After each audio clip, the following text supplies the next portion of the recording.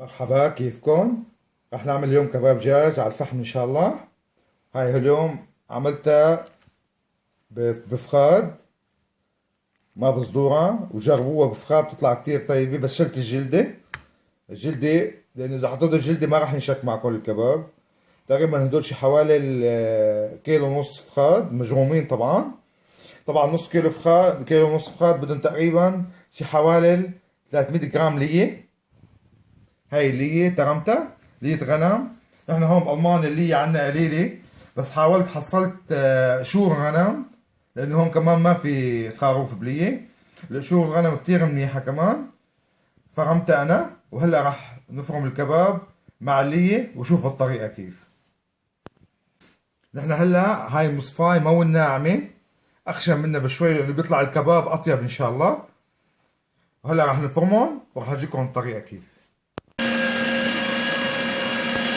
هلا فرمناهم دور واحد، حطينا الليات. هلا اجيكم كيف الطريقة.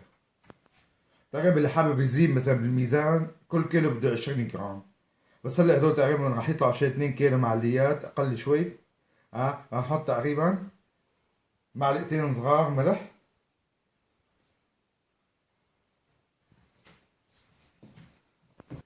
وراح نحط معلقة صغيرة فلفل ابيض، وبهارات بس بده فلفل ابيض. راح نحط دبس فلفل مشان اللون.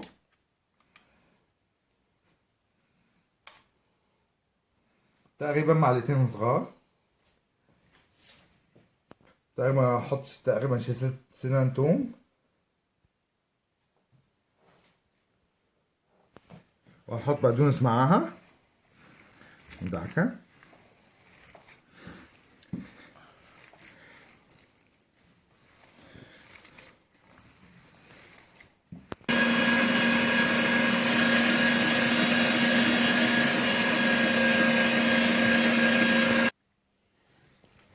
هلا راح اشكل الكباب.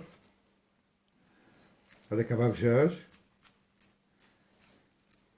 ما بده شيء، بس بشوف من هون هيك. عملوا له هالعملية هاي. قفتلوه هيك. طبعا حسب الكبر حسب الصغر انتو بدكم اياه.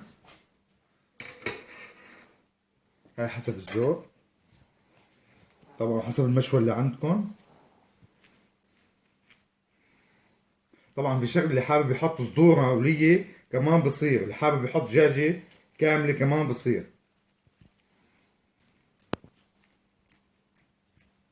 شايفينها بس هيك. ها واللي ما عرفان يعملها هيك يكمش هيك، يعمل هيك. ها ها يكمش على السيخ.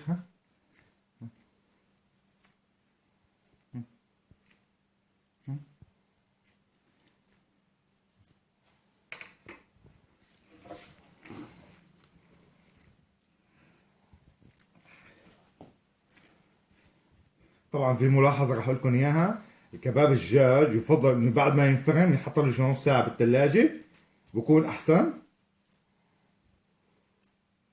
خصوصا اذا كان فخاد او دجاجة كاملة.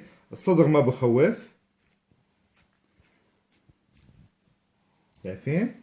عم هلكم يعني بالشك. ها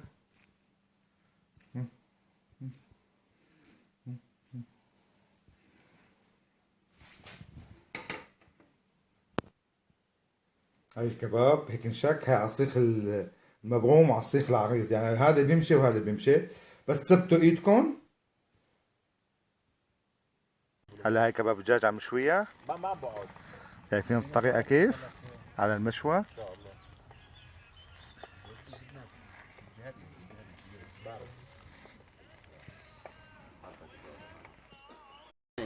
هلا كباب الدجاج صار جاهز.